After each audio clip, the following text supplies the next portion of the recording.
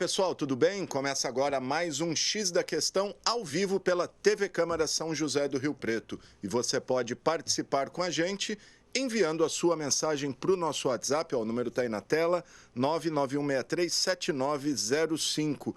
E temos também o telefone aqui da redação da TV Câmara, 3214-7766, e o nosso e-mail, que é o gama@riopreto.sp.leg.br. E estamos ao vivo também pelas nossas redes sociais, estamos lá no Facebook, Câmara Municipal de São José do Rio Preto, e também no YouTube, TV Câmara São José do Rio Preto, onde você também acompanha o nosso programa em tempo real. Aproveita, curta, compartilhe, deixe o seu comentário lá, que é muito importante para a gente.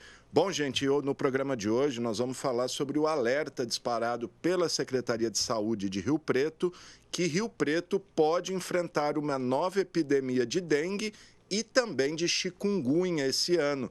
Isso porque, no caso da dengue, foi identificada a circulação ou há o risco da circulação do vírus tipo 3, que há anos não circulava em Rio Preto, e também o caso da chikungunya, que nós já temos vários casos aqui registrados.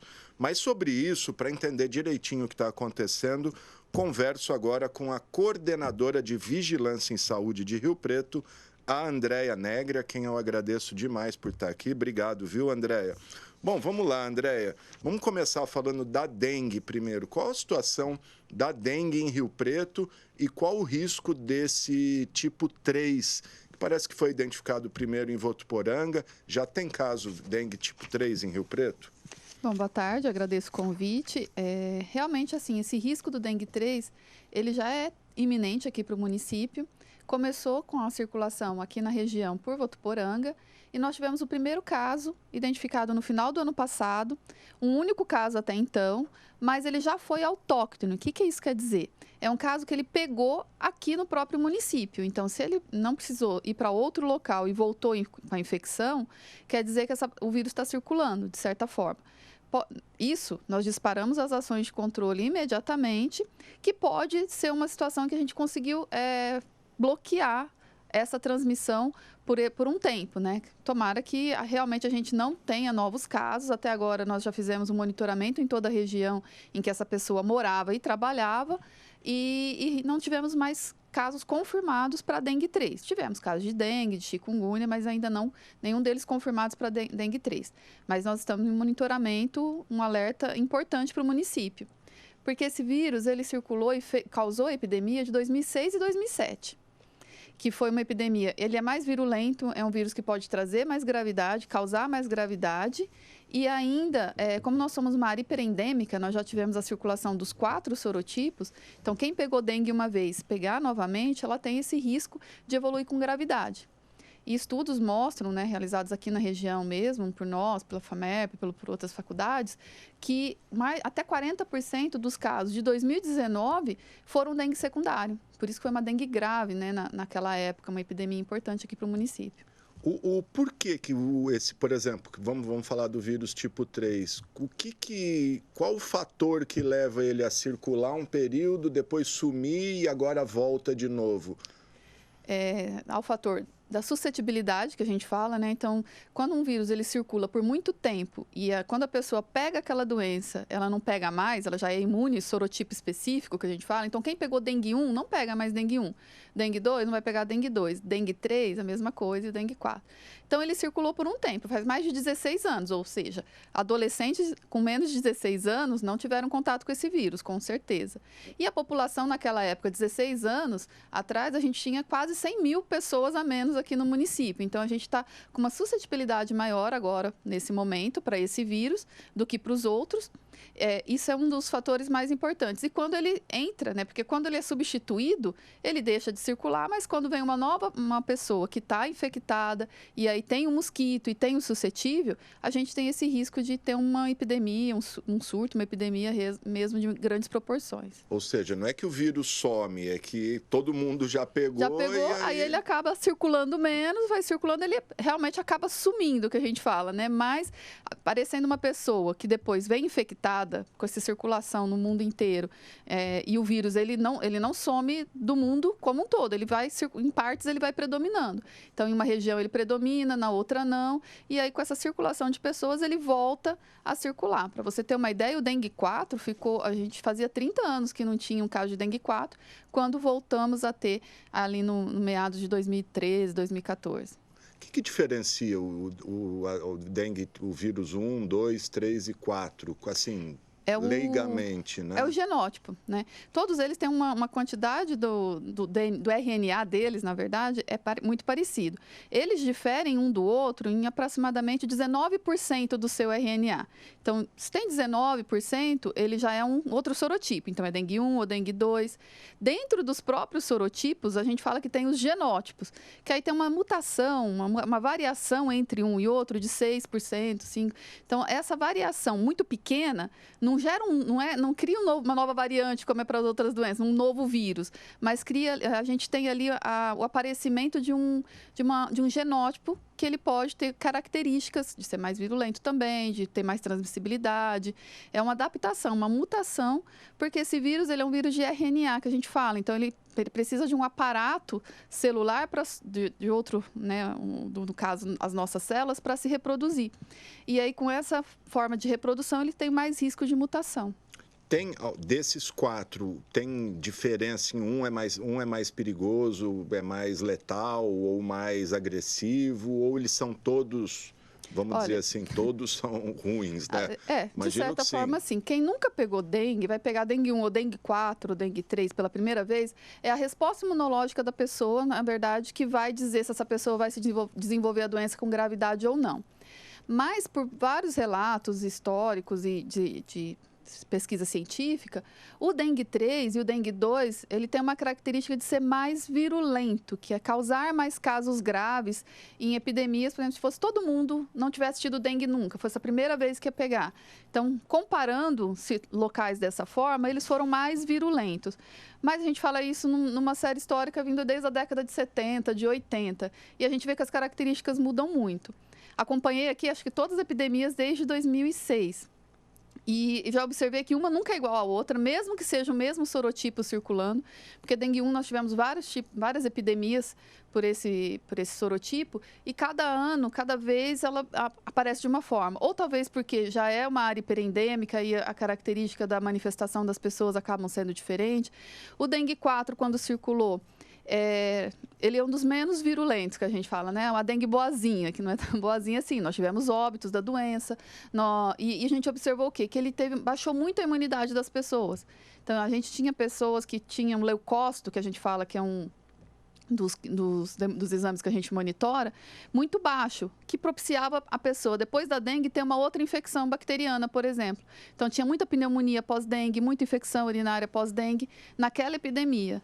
Outras, paciente fazia muita hemoconcentração, como foi a de dengue 2. A gente tinha pacientes que chegavam a precisar de uma hidratação mais vigorosa, porque senão ele poderia entrar em choque. Então, cada um vai seguindo uma característica. E, posso te falar, se tiver dengue 4 de novo, vai ser desse jeito? Não sei, pode ser que, pela característica da população, possa mudar esse comportamento. Então, a gente fala assim... Conhecemos o vírus? Conhecemos como lidar com a doença, a importância da hidratação, né, do cuidado no domicílio para evitar a transmissão. Mas como cada população, né, trabalhando aí um município como um todo, uma região, cada um vai responder até diferente para o mesmo vírus que estiver circulando. Perfeito. O ano passado, 2023, Rio Preto teve mais de 9 mil casos, 9.300 e poucos casos de dengue. Que tipo de vírus foi esse? E você já falou do vírus 3 que pode estar aqui em Rio Preto, mas e os outros casos esse ano? Qual é o vírus predominante? Ainda é o dengue 1. Tá? O dengue 1 ele causou epidemia 2010, 2015, 2016, depois 2020, 2021, 2022, 2023 e continua predominando. Ou seja, a gente tem uma boa parcela da população que já teve dengue 1, então não vai ter novamente. Porém, a gente fala uma boa parcela. Pensa-se em 40%, 50% pelas pesquisas que a gente faz. Mas Rio Preto é uma cidade muito grande, né? Quase 500 mil habitantes. Ainda temos pelo menos 250 mil, 300 mil pessoas suscetíveis ao dengue 1. Então, risco e manutenção de epidemias do dengue 1 ainda tem o risco para o futuro.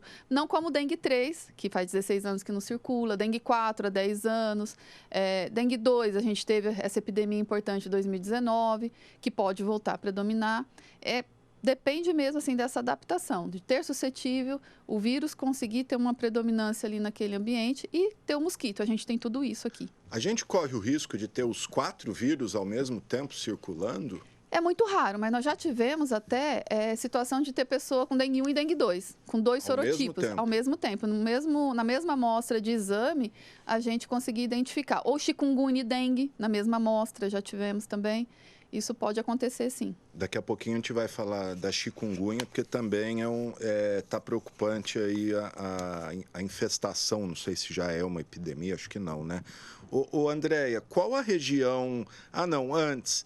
O que acontece se a pessoa pegar 2, 3 vezes, 3 tipos de vírus diferentes, mesmo que não ao mesmo tempo, como você disse, mas peguei um ano dengue 1, o ano passado peguei dengue 2, esse ano pego dengue 3, tem mais risco para a pessoa? Tem pela resposta imunológica, como eu falei, né? Então, quem pegou dengue uma vez, ela tem sim o risco de evoluir com gravidade e morrer nessa primeira vez, dependendo como a pessoa vai responder.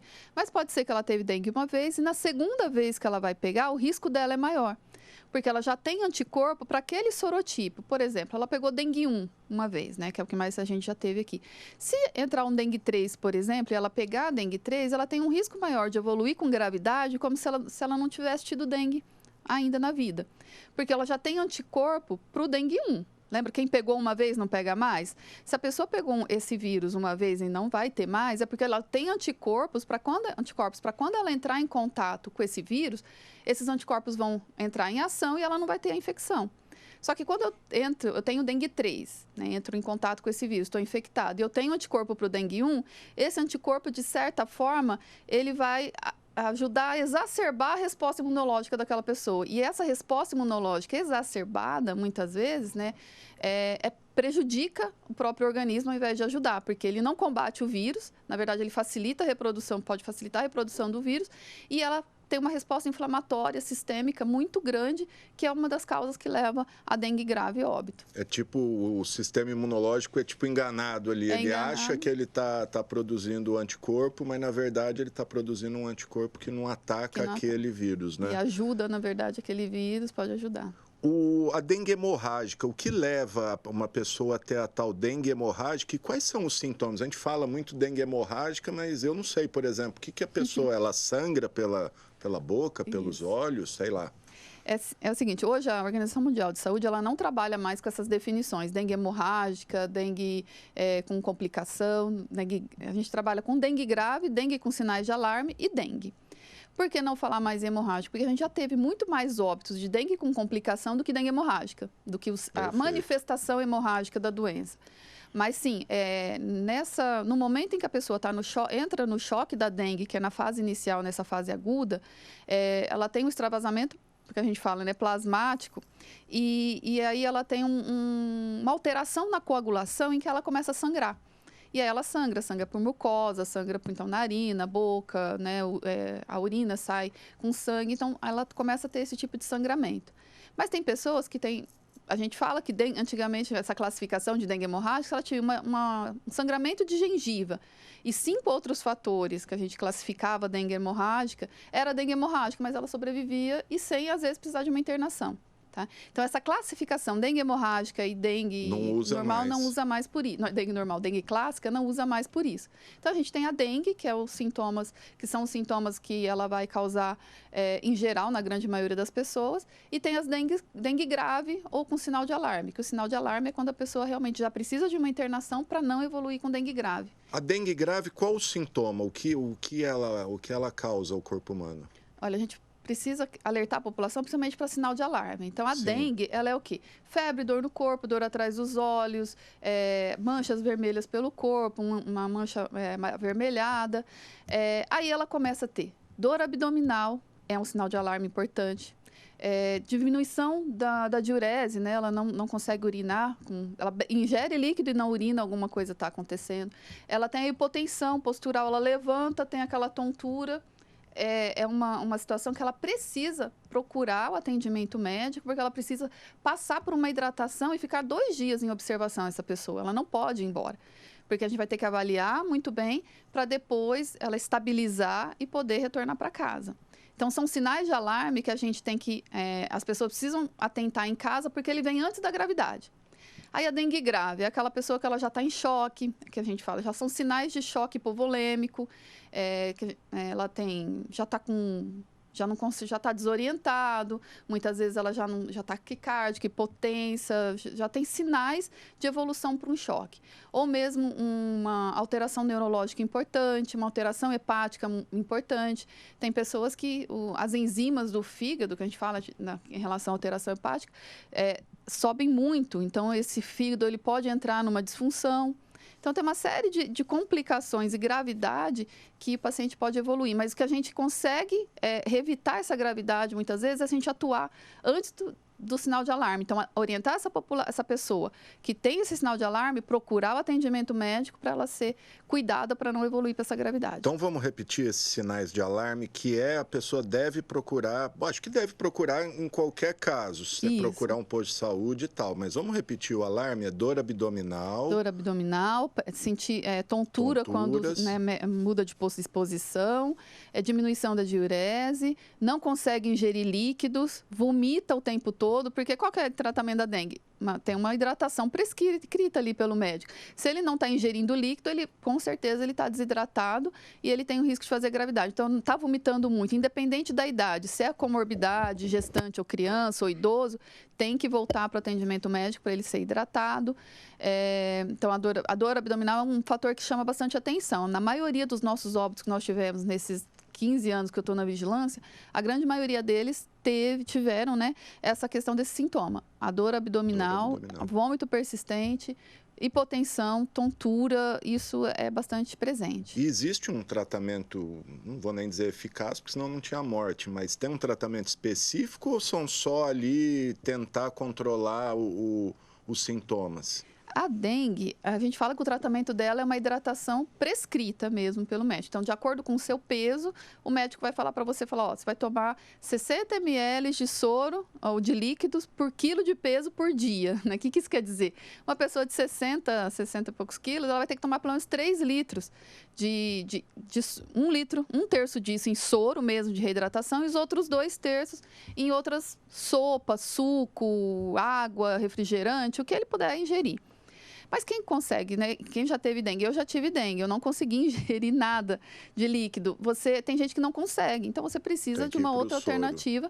Aí sim, a questão do soro, ir para uma unidade de saúde, o médico hidratar, fazer essa hidratação venosa. Então, o tratamento da dengue é esse, para evitar esse período. É a hidratação. É a hidratação, mas é uma hidratação prescrita. Não é, aumenta a sua ingesta líquida. Não existe isso. Existe uma prescrição médica por quilo de peso da pessoa. Todo mundo que acha que está com dengue, mesmo que está ali só com uma dor de cabeça ou aquela dor no fundo do olho, deve procurar o posto de saúde?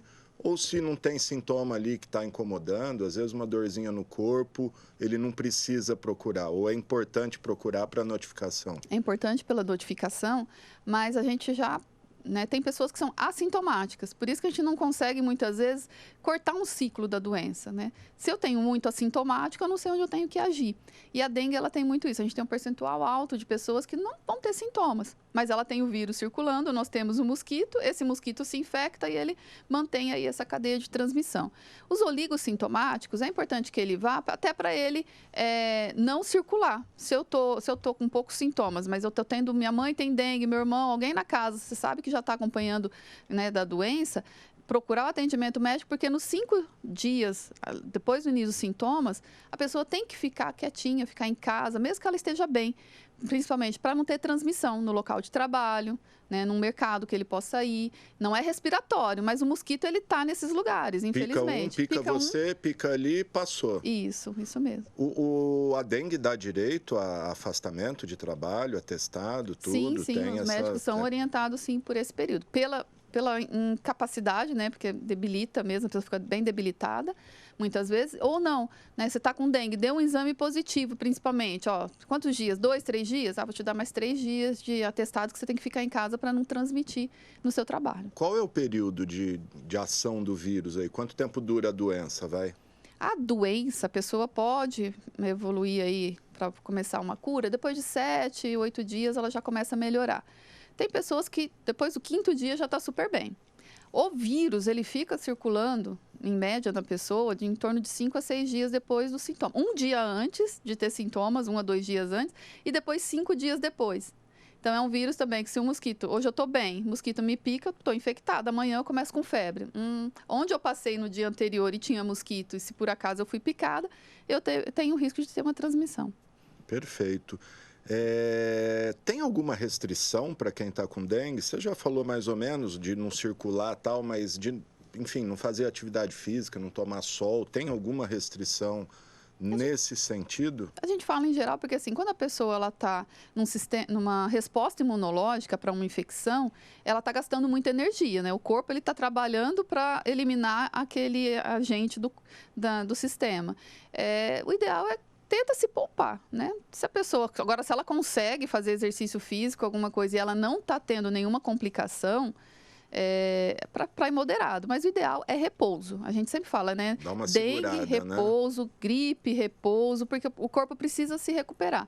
Se ele começar a fazer, principalmente o pessoal faz muita academia, né? Ah, tô com dengue, mas vou para academia. Primeiro, você pode transmitir lá. E segundo, que você não vai ter a mesma resposta, o seu rendimento não vai ser o mesmo, você pode estar prejudicando o seu corpo, porque ele precisa de repouso para se restabelecer. E se conseguir, né? Porque eu tenho uns amigos aí que pegaram dengue e falou, cara, eu não conseguia abrir o olho, levantar da cama, né? É mesmo. Aqui em Rio Preto, aquela medição, o índice Bretot que fala, vocês já sabem a região que está com índice aí de larvas maior, onde claro, tem que tomar, a cidade inteira tem que tomar cuidado, mas tem alguma região que está com um índice mais preocupante? Nós temos algumas regiões que ficaram com índice maior que 3, né? Que o Ministério ele recomenda que seja abaixo de 1, o índice predial, e entre 1 e 3 é um risco moderado e acima de 3 é um risco elevado.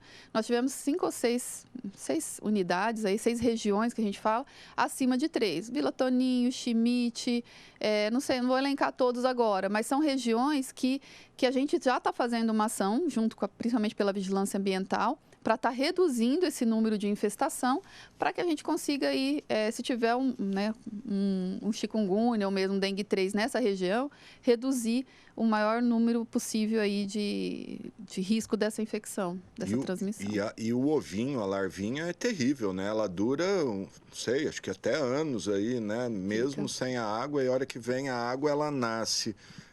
Queria que você falasse um pouquinho, desse algumas dicas dos locais mais improváveis que as pessoas não imaginam, às vezes, em casa, porque fala muito do pratinho de planta, o pneu, a garrafa, isso todo mundo sabe. Onde mais pode ter água que às vezes a gente não sabe? Eu sei que atrás da geladeira ali é um terrível, né? É o mais difícil, né? Difícil de, às vezes, arrastar a geladeira. Mas são lugares que a gente precisa lavar mesmo, fazer a fricção, que a gente fala. Não adianta só jogar fora, só secar, porque se tiver um ovo, né, na parede daquele recipiente, ele vai ficar ali. Encontrou água, ele vai eclodir no ciclo dele. Pode ficar realmente até anos ali esperando uma gotinha de água. É importante, então, recipiente do cachorro, do pet, né, do gatinho, do cachorro, animal que você bebe, você fica repondo. Não, tem que lavar com água e sabão, pelo menos uma vez por semana, né? Por eles, até um pouquinho mais vezes. Sim. Mas pelo menos uma vez por semana para tirar qualquer situação que possa ter na mosquito colocado um ovo ali. O pratinho da planta, também não é só jogar fora ou ter areia ali, porque isso vai propiciar que você não vai conseguir tirar. O ideal é que não exista. Não tem. Lavou, agou essa planta, a água escorre, seca e vai embora. Mas se tiver, tem que lavar, a pessoa tem que ter esse cuidado. O ideal é que não tenha. Inservível, às vezes é uma tampinha de garrafa que você tem no teu quintal. Vem uma chuva, ela vai ter água ali o suficiente, esse calor de Rio Preto. E a chuva que a gente tem, o ovo acaba tendo até um encurtamento do seu ciclo. Seria 5 a 7 dias, ele acaba com 3, 4 dias já procurando aí um meio de sobreviver, nascer e essa larva existir ali naquele ambiente que seja uma tampinha de garrafa. num quintal, no meio de uma grama que a pessoa não está vendo. Então, tem que tomar todo o cuidado mesmo. Qualquer coisinha pode ter água, né? Antigamente a gente via muito fumacê, né? Não é mais muito usual. Em que casos é utilizada a fumaça, enfim, o veneno, inseticida, sei lá? Em situações que a gente tem a transmissão de um novo vírus, como a entrada do chikungunya, que a gente vai falar daqui a pouco, um dengue 3, inicialmente, no primeira suspeita, a gente já vai e faz a nebulização, que não é o fumacê, é aquela nebulização na casa da pessoa, no quintal da pessoa, para evitar mesmo a gente matar o alado, que a gente fala, né? Eliminar o mosquito alado e também retirar os criadouros. Isso para tentar conter uma transmissão, o início de uma transmissão. Quando eu já tenho o dengue 1, por exemplo, que já circula há décadas aqui, já causou 3 anos agora de epidemias, a gente não vai na suspeita, não é na suspeita que você vai fazer a retirada, né? Fazer a nebulização. Vai fazer a retirada de criadouros. Fumacê era o carro que passava na rua, isso. Né? Isso não usa mais. Muito raramente. Muito raro. Não porque o mosquito já está resistente ao veneno.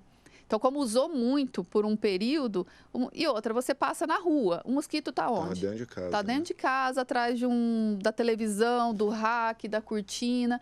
Ele fica num lugarzinho mais escuro dentro da sua casa. Ele é terrível. Atrás do sofá. Então, não é o fumacê da rua que vai matar esse mosquito.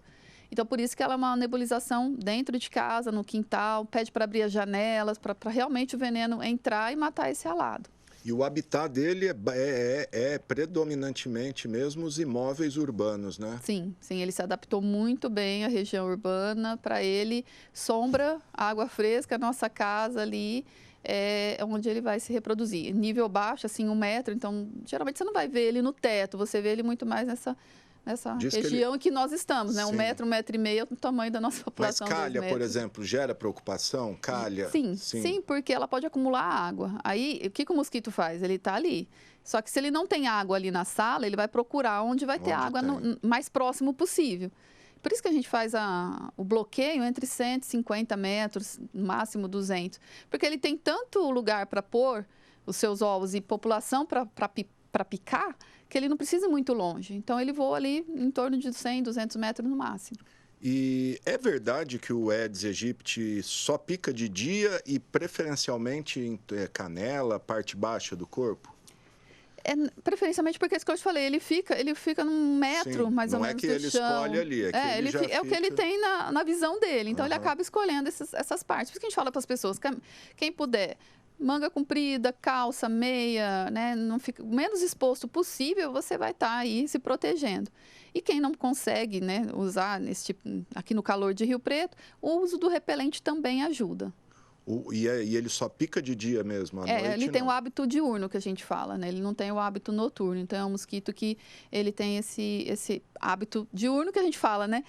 Por isso que a gente faz a nebulização ou faz o bloqueio na casa da pessoa em que ela mora, e também no trabalho, porque se ela trabalha o dia inteiro, onde que ela pode, muitas vezes, pegar a dengue? No seu trabalho. E aí ela volta para casa à noite. À noite o mosquito já não tem tanto essa atividade, né? Perfeito. Bom, gente, estou conversando com a Andréia Negri, que é coordenadora de vigilância em saúde aqui de Rio Preto, falando sobre dengue. Daqui a pouquinho nós vamos falar de chikungunya também, que o sinal entrou no alerta aí.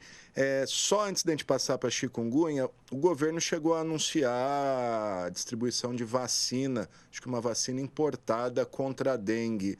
É isso mesmo? Como é que está essa situação? Tem uma previsão para essa vacina entrar no calendário? Eu vi que uma cidade, não sei se Mato Grosso ou Goiás, também já começou a vacinar.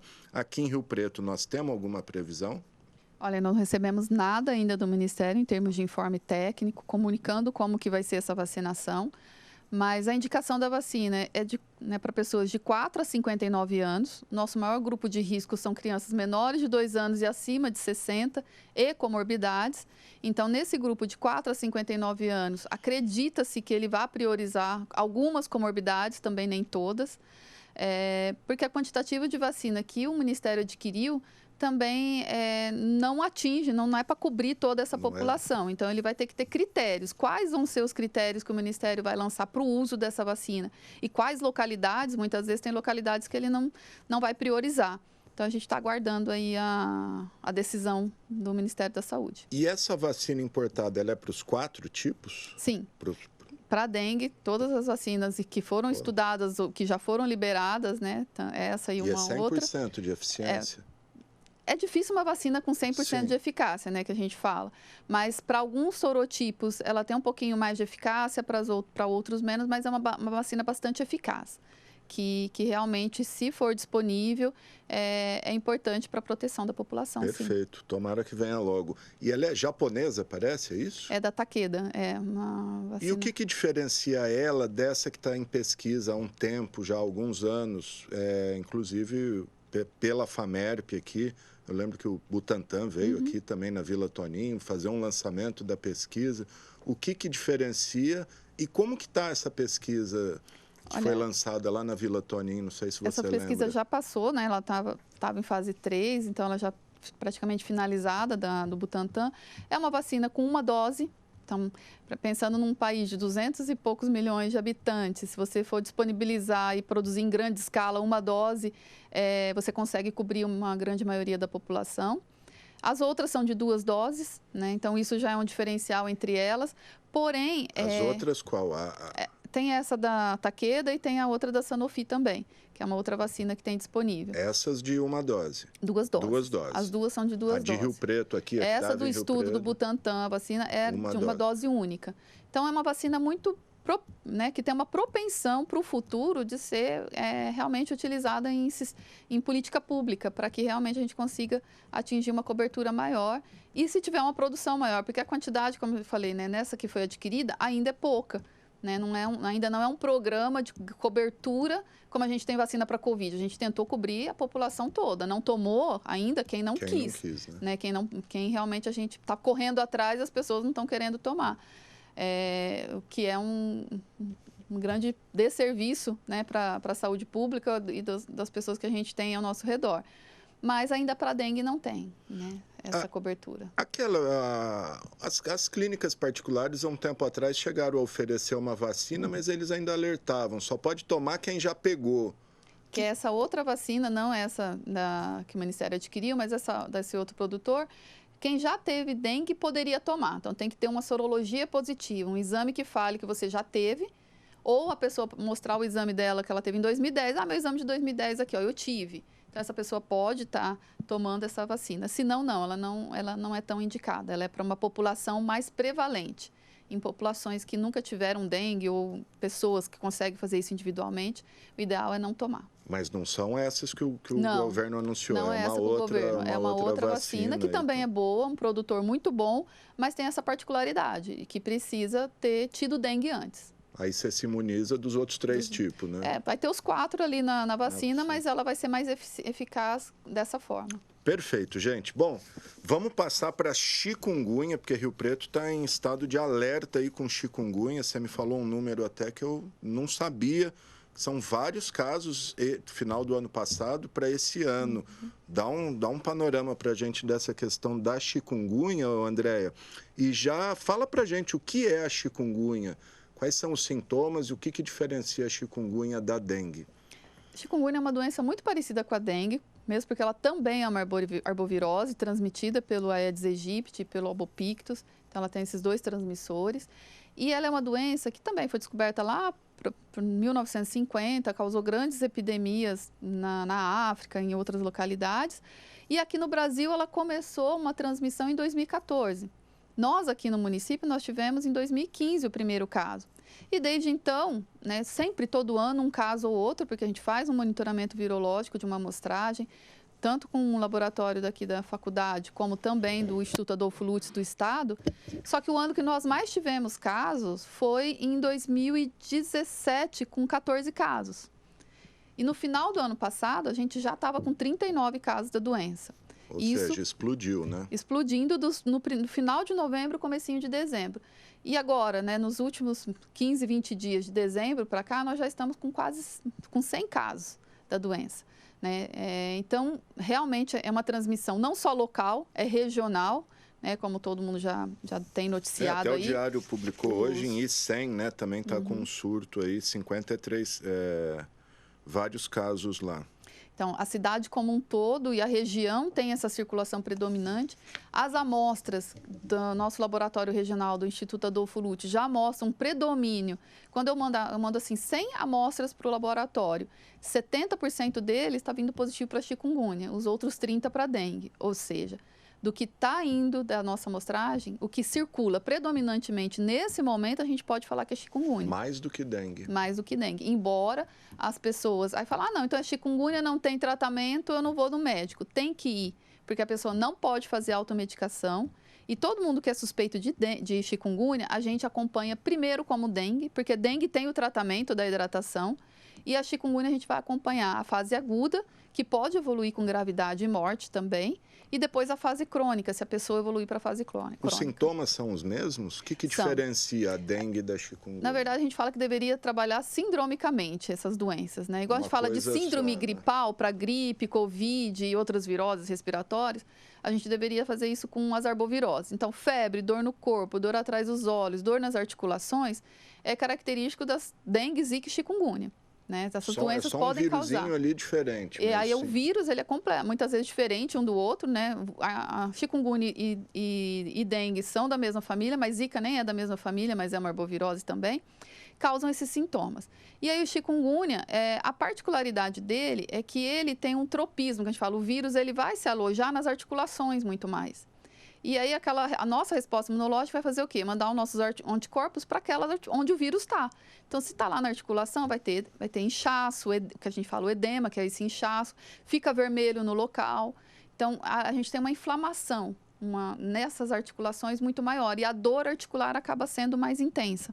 Essa é uma característica do chikungunya, principalmente quando ele vai em pessoas que já têm alguma doença de articulação, artrite, artrose, essas doenças reumáticas aí acabam sendo exacerbadas também. E diz que pode durar um tempo maior aí, até alguns meses, né? Sim, tanto que os nossos protocolos de dengue, em geral, é para 7, 10 dias. Depois disso, esse paciente, a tendência é cura ou evoluir, né, para a morte ou uma situação pior nesse sentido, né? Mas para chikungunya não, a gente tem a fase aguda até 14 dias, depois a gente tem um acompanhamento de 14 a 90 dias se essa dor não se resolve. E depois de 90 dias também tem um acompanhamento que ela pode ficar até anos com essa dor neuropática ou mesmo essa inflamação de articulação. Caramba, torcer para não pegar isso. E a zika, o que a zika faz? A gente tem zika em Rio Preto? Olha, não temos mais identificado. Para nós, a gente pode falar zika que nós não temos a transmissão. Aquela deformidade em recém-nascido, em fetos, né? O risco maior para gestante para não ter essa transmissão para o bebê. Nós não temos uma identificação de zika há alguns anos já aqui no município. Então, a gente pode falar que a transmissão foi interrompida, mas ela pode retornar a qualquer momento, como eu falei para você. É um vírus também que é uma arbovirose transmitida pelo Aedes aegypti. O Aedes aegypti aqui para nós já transmite dengue, zika, chikungunya, febre amarela. Ele pode transmitir até 37 arboviroses. Já viu estudos que ele pode transmitir muitas. Aqui que a gente tem são essas. E aí esse vírus, ele causa sintomas mais leves, mas ele tem também algum percentual maior de ter que a gente fala, sintomas neurológicos, que a gente fala um Guillain-Barré, né, no adulto ou mesmo em criança. A gente teve um aumento desses sintomas, a internação por essa causa na época do surto que nós tivemos de zika em 2016. E crianças, né, na gestação, ela ser transmitida para o feto e aí o desenvolvimento. Aí desde o primeiro trimestre da gestação é importante, né, um risco maior até na formação dessa criança do que muitas vezes a gestante se infectar no final. Mas acontece também. Então, não é só a microcefalia. Hoje a gente não faz mais vigilância de microcefalia. A gente faz vigilância de gestantes expostas à zika e crianças com problemas que podem ser neurológicos. Essa criança pode nascer cega, surda, com problema neurológico e a microcefalia é um desses fatores. Existe alguma pesquisa para a vacina, por causa tanto da chikungunya quanto da zika? Para a chikungunya tem pesquisa de vacina em andamento, tanto que a gente tinha, né, fechou, né, nesse momento não está tendo recrutamento, mas teve há um tempo atrás, meses atrás, recrutamento aqui pela faculdade também da vacina, da FAMERP. está em estudo, mas não tem uma vacina no mercado disponível aqui para que seja feita. Bom, se a da dengue aí, que já é clássico, está demorando tanto, imagina essa, né? A questão do ácido acetil salicílico, por que deve-se evitar o AS, a aspirina, para quem tem dengue, e se vale para chikungunya também? Vale para chikungunya também. Numa infecção viral, em geral, a maioria das infecções virais, e aí dengue e chikungunya são doenças causadas por vírus. Quando você toma o AS, o Melhoral, qualquer medicamento que contenha esse tipo de substância, a pessoa ela pode ter uma síndrome de Raynaud, que a gente fala, que é uma exacerbação dessa resposta, ter um sangramento, a pessoa pode morrer por essa reação. Então, não é por isso que a pessoa, estou com febre, eu vou fazer automedicação. Não vai, porque esses medicamentos não podem, nem para dengue, nem para chikungunya, nem para zika, nenhuma virose. E depois também, chikungunya, a gente fala, não tem um tratamento como é a dengue hidratação. É um acompanhamento mesmo, com exames, o médico acompanhando a dor, acompanhando a evolução, porque a gravidade da doença da chikungunya, além dela se tornar crônica, é a fase aguda também. Ela pode ter uma resposta imunológica em que ela tem uma síndrome neurológica, né? Esse vírus ele tem um tropismo também pelo nosso sistema nervoso. Além da articulação, a questão do sistema nervoso. Então, a gente tem internações por meningite, por miocardite, por infecções em órgãos-alvos importantes que a pessoa pode desenvolver gravidade e até a óbito. Para você ter ideia, a nossa letalidade de dengue é 0,05% da população. Tá? Entre os infectados, 0,05% evoluíram para a morte nas últimas epidemias.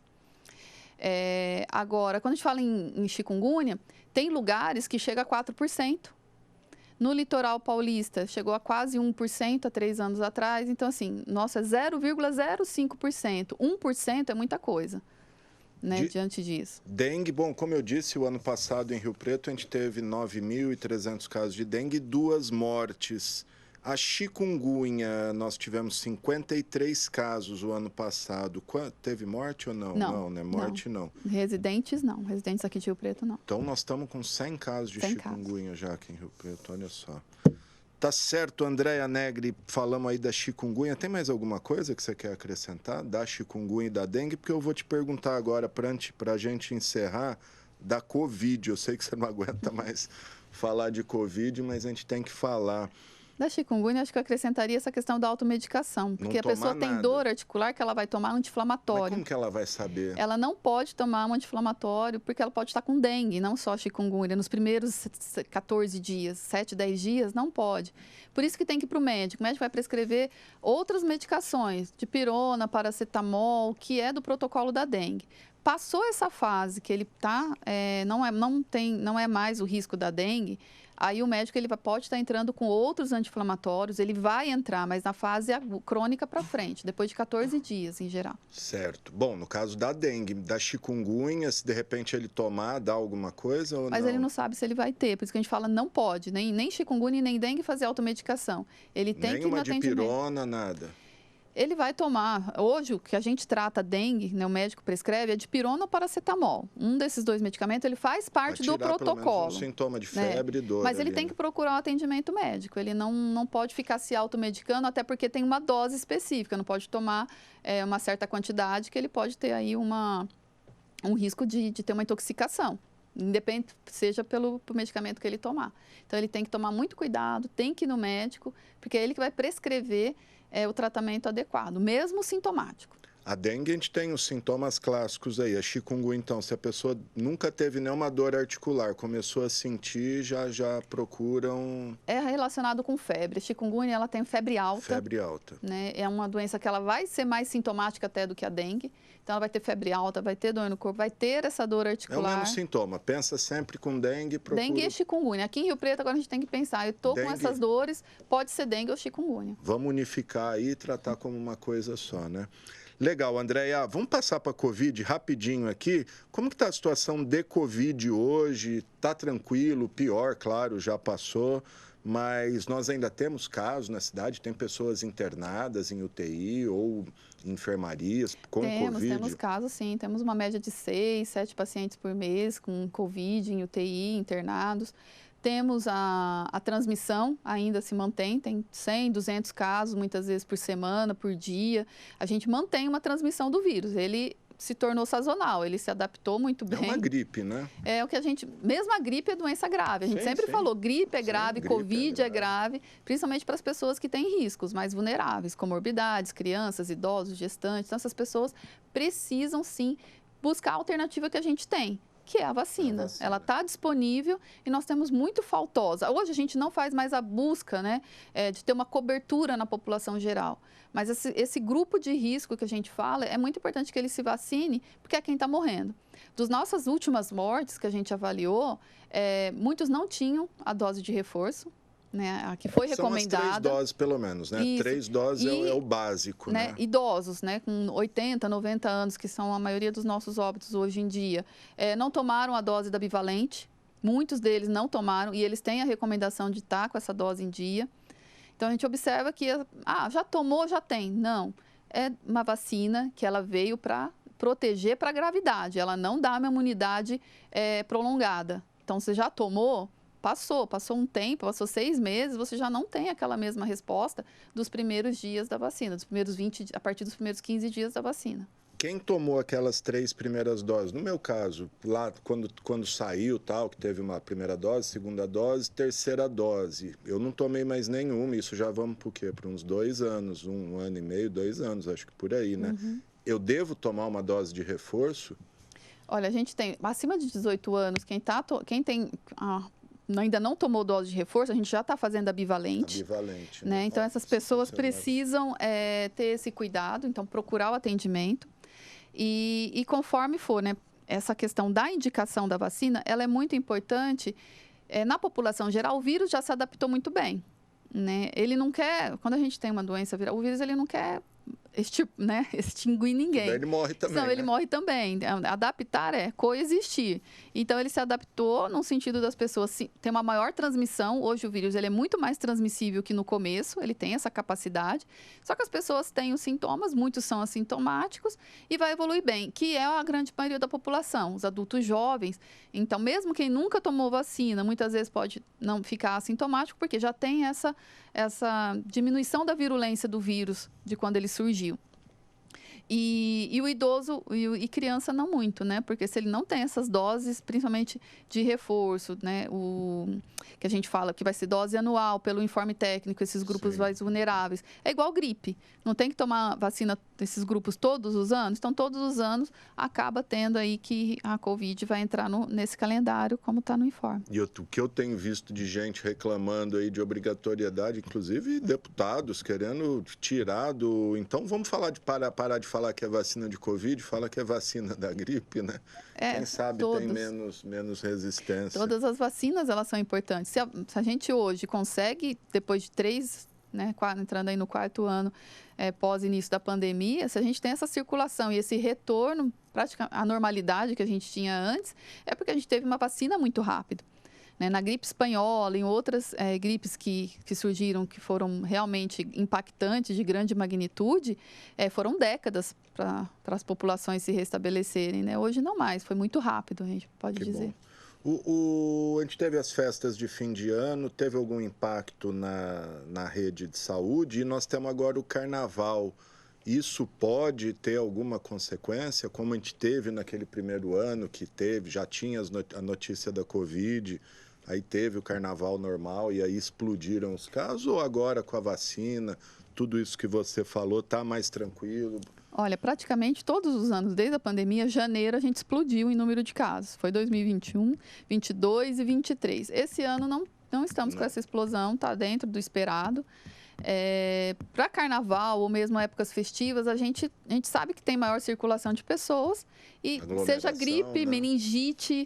Covid, toda doença respiratória, ela tem esse risco maior de transmissão quando as pessoas têm essa circulação, né, mais intensa.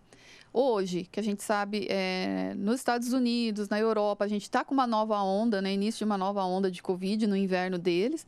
Então, o que acontece no inverno, sempre, seja para gripe ou outra doença do hemisfério norte, quando chega o inverno aqui no hemisfério sul, essas doenças têm esse deslocamento e a gente tem o risco também desse aumento. Então, a gente está monitorando a doença, nunca parou, mesmo porque na hora que a gente entrar no outono, começo do inverno, a gente ainda tem um risco maior. E carnaval, se tem muito trânsito, uma elevação é esperado, né? Mas a gente tem que ver até que ponto. Nesse momento, em relação às festas de fim de ano, a gente não notou nenhum impacto maior. Surgiu alguma nova variante predominante aí, depois da Omicron, ou é ela ainda que enfim, ela e suas, né, variações nesse tempo, mas ela se adaptou muito bem. Então, assim, a gente tem essa circulação da Covid já instaurada como sazonal.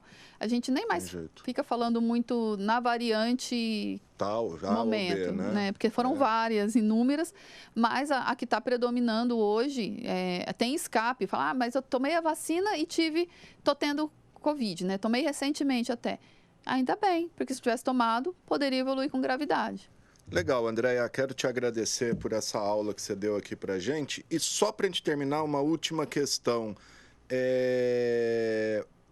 Queria que você deixasse um recado para quem não tomou a bivalente, quem é o público-alvo, está disponível nos postos de saúde gratuitamente, e também só comentasse a inclusão de crianças, né? Parece que entrou como que chama? No calendário oficial aí do Ministério da Saúde.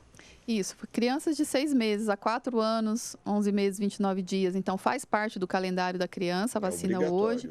Obrigatório como as outras vacinas. E hoje a gente também tem recomendado a bivalente, né? A segunda dose bivalente para imunossuprimidos, pessoas com 60 anos ou mais, tem essa recomendação de ter essa segunda dose com 6 meses de intervalo entre uma bivalente e outra. E aí, a população que ainda não tomou nenhuma dose, a gente tem início de esquema ainda para todos, está disponível. Então, é importante, gente. Esse vírus, ele não vai embora, ele veio para conviver com a gente e ele, né, causa a questão... Pode evoluir com gravidade, mas também ela tem a questão do afastamento do seu trabalho, você ficar mal, você transmitir para um ente querido. Quem que não tem hoje um idoso de 80, 90 anos em casa, né, que você convive? Então, isso é muito importante. A gente tem que pensar em nos protegermos e proteger quem está ao nosso lado.